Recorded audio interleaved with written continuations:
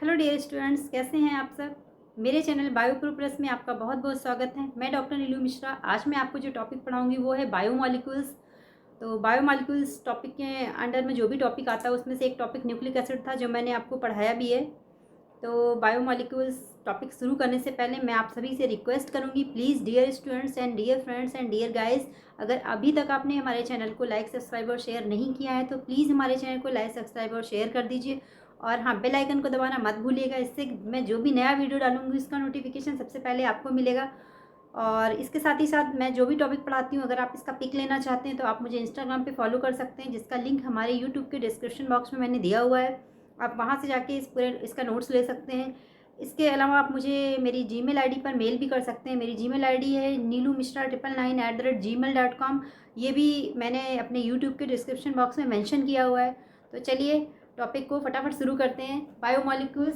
Dear students, biomolecules क्या होते हैं? बायोमॉलिक्यूल्स की डेफिनेशन क्या है? बायोमॉलिक्यूल्स यानी ऐसे कंपाउंड्स जिनमें कि कार्बन प्रेजेंट हो, यानी कि carbon containing compounds are called the biomolecules and these are present in the living organism. यानी कि इसकी डेफिनेशन अगर हम बोले एक लाइन में तो क्या बोलेंगे? Carbon containing compounds present in the living organism is known as biomolecules. Biomolecules की ये सिंपल सी डेफिनेशन है। बायोमॉलिक्यूल्स कौन कौन से होते हैं? ऐसे सभी कंपाउंड्स जिनमें कि कार्बन प्रेजेंट होता है उन सभी को हम बायोमॉलिक्यूल्स बोलते हैं, जैसे कि carbohydrates, proteins, lipids and nucleic acid. These are all are the biomolecules. ये सभी बहुत इंपॉर्टेंस है बॉडी की एक्टिविटी के लिए, बॉडी के लिए इन सब की जरूरत होती है। तो इन सबको हम स्टेप बाय स्टेप एक एक टॉपिक डिटेल में भी पढ़ेंगे। फर्स्ट ऑफ ऑल हम बायोमॉलिक्यूल्स में हम क्या पढ़ेंगे? कार्बोहाइड्रेट्स की। कार्बोहाइड्रेट्स क्या होते हैं? तो कार्बोहाइड्रेट्स सिंपली आप सुनते होंगे कि हम अपनी डेली डाइट में कार्बोहाइड्रेट लेते हैं, किसी ना किसी फॉर्म में लेते हैं। एनर्जी के सोर्स होते हैं कार्बोहाइड्रेट्स, बॉडी के लिए बहुत ज़्यादा नेसेसरी और इम्पॉर्टेंट होते हैं। इनके बिना हमारा काम भी नहीं चल सकता। तो कार्बोहाइड्रेट्स को हम क्या करते हैं, डिटेल में पढ़ते हैं शॉर्ट में। जैसा कि मैं पहले भी आपको बताती हूँ, मैं कोई भी टॉपिक बहुत ही लेंदी लंबी लंबी लैंग्वेज में नहीं पढ़ाऊंगी। मैं आपको फ्लो चार्ट के माध्यम से छोटा छोटा स्मॉल वे में पढ़ाऊंगी। तो जो कार्बोहाइड्रेट्स होते हैं ये क्या होते हैं? कार्बन हाइड्रेट, यानी इनको ये क्या है? हाइड्रेट्स ऑफ कार्बन है, इसीलिए इनको कार्बोहाइड्रेट्स बोलते हैं। कार्बोहाइड्रेट्स बेसिकली क्या होते हैं? 3 टाइप्स के होते हैं। कौन कौन से 3 टाइप्स होते हैं? Monosaccharides, oligosaccharides and polysaccharides. ये कार्बोहाइड्रेट्स बेसिकली 3 कैटेगरी में डिवाइड किए गए हैं।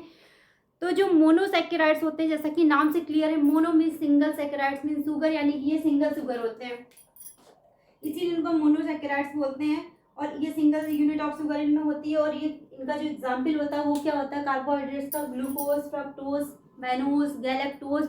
These are the example of the monosaccharides. कई बार ऑब्जेक्टिव में भी क्वेश्चन आता है, दिया होता है उसमें फ्रक्टोज इज द ऑप्शन में आपका मोनोसैकेराइड्स, डाइसैकेराइड्स, ओलिगोसैकेराइड्स। तो आपको पता होना चाहिए कि जो फ्रक्टोज है वो मोनोसैकेराइड्स है। सिमिलरली जो दूसरा हमारा कार्बोहाइड्रेट्स है वो है ओलिगोसैकेराइड्स। ओलिगोसैकेराइड्स कैसे बनते हैं? जब 2 to 10 यूनिट्स ऑफ मोनोसैकेराइड अगर एक साथ प्रेजेंट होती है, जुड़ जाती है, तो उससे बनते हैं ओलिगोसैकेराइड्स। यानी ओलिगोसैकेराइड्स क्या होते हैं? 2 to 10 units of the monosaccharides, इसीलिए इनको ओलिगोसैकेराइड्स बोलते हैं। इनकी एग्जांपल क्या है? रैफिनोज एंड स्टेचियोस होते हैं। फिर बात आती है पॉलीसैकेराइड्स की। तो पॉलीसैकेराइड्स जैसा कि नाम से ही क्लियर है, पॉली मीन्स क्या होता है? मैनी, एंड सैकेराइड्स मीन होता है शुगर, यानी इनमें बहुत सारी शुगर की यूनिट्स होती हैं। तो पॉलीसैकेराइड्स में क्या होते हैं? बहुत सारी लार्ज नंबर ऑफ मोनोसैकेराइड्स जब जुड़ जाते हैं, आपस में कंबाइन होते हैं, तो क्या बनाते हैं? पॉलीसैकेराइड्स बनाते हैं। तो पॉलीसैकेराइड्स क्या है? Simply many units of monosaccharides से मिलकर बने होते हैं। इसके एग्जाम्पल कौन कौन से है? इसका एग्जाम्पल है starch, glycogen, insulin, title and cellulose. मैंने आपको जब स्टार्टिंग में स्टार्ट किया था पढ़ाना तो मैंने बताया था जो फंजाई होते हैं उनकी जो सेल वॉल होती है वो काइटिन की बनी होती है। सिमिलरली जो प्लांट सेल होते हैं उनकी जो सेल वॉल होती है वो सेलुलोज की बनी होती है। तो ये सारे जो सेलुलोज हैं, काइटिन है, ये सारी चीज़ें क्या है? पॉलीसैकेराइड्स हैं, यानी कि ये बहुत सारे मोनोसैकेराइड्स यूनिट्स से मिलकर बनी हुई हैं। अब डियर स्टूडेंट्स, अगर कार्बोहाइड्रेट्स की बात करें कि कार्बोहाइड्रेट्स का क्या फंक्शन है या उनका क्या बेनिफिट्स है, तो कार्बोहाइड्रेट्स क्या होते हैं? उनका अगर हम फंक्शन की बात करें तो क्या करते हैं? हमारे डेली टास्क, यानी हम डेली जो भी काम करते हैं, उठते बैठते खाते पीते रेस्पिरेशन करते हैं, जो भी चलना फिरना, हर एक एक्टिविटी के लिए हमें क्या होती है? जो एनर्जी की रिक्वायरमेंट होती है वो बेसिक रिक्वायरमेंट कहाँ से फुलफिल होती है? कार्बोहाइड्रेट से होती है। यानी हमारे डेली टास्क जो होते हैं, चाहे हमारे अपने इंटरनल हो या हम जो बाहर का काम करते हैं, फिजिकल वर्क करते हैं, वो सारा भी हमारा कहाँ से कंप्लीट होता है? उसकी जो एनर्जी मिलती है वो हमें कार्बोहाइड्रेट से मिलती है।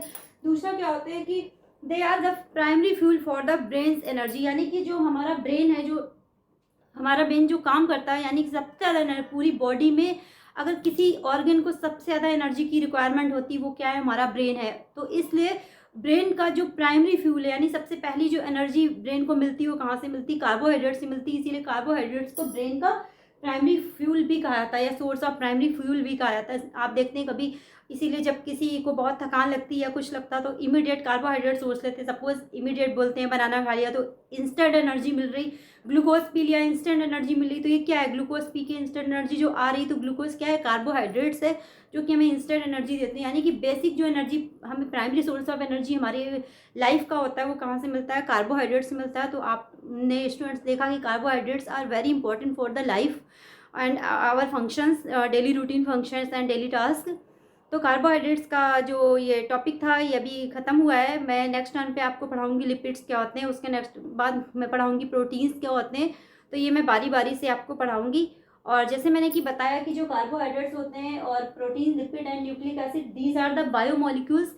तो इन बायोमोलिक्यूल्स में से मैंने जो सबसे इंपॉर्टेंट आपका टॉपिक था न्यूक्लिक एसिड, वो मैंने पहले ही फिनिश कर दिया है। तो न्यूक्लिक एसिड मैं आपको पढ़ा चुकी है, इसलिए मैंने भी ये कार्बोहाइड्रेट शुरू किया है। वो जो न्यूक्लिक एसिड टॉपिक था वो भी इसी बायोमोलिक्यूल चैप्टर का ही था, 11th स्टैंडर्ड की एनसीईआरटी का टॉपिक है। तो होप करती हूँ कि आपको ये टॉपिक समझ में आया होगा। मैं ऐसे ही छोटे छोटे टॉपिक आपके लिए इजी वे में बना के लिए बार बार आपको पढ़ाऊँगी ताकि आप इजी वे में ही इसे तैयार कर सकें। Thank you dear guys. और मैं लास्ट में फिर से आपसे एक बार रिक्वेस्ट करूँगी, अगर आप हमारे चैनल पर नए हैं या आपने अभी तक हमारे चैनल को लाइक, सब्सक्राइब और शेयर नहीं किया है तो प्लीज़ डियर गाइस हमारे चैनल को लाइक, सब्सक्राइब और शेयर कर दीजिएगा और ज़्यादा से ज़्यादा फॉरवर्ड कर दीजिएगा ताकि मुझे बहुत सारे लाइक्स मिले और मैं आपके लिए नए नए वीडियो बनाऊँ। उससे मुझे बहुत इंस्पायरेशन भी मिलती है, जो आपके लाइक्स आते हैं, कमेंट्स आते हैं, तो मैं आपके लिए नया नया काम करूँ, नए नए वीडियो बनाऊँ। Thank you dear student.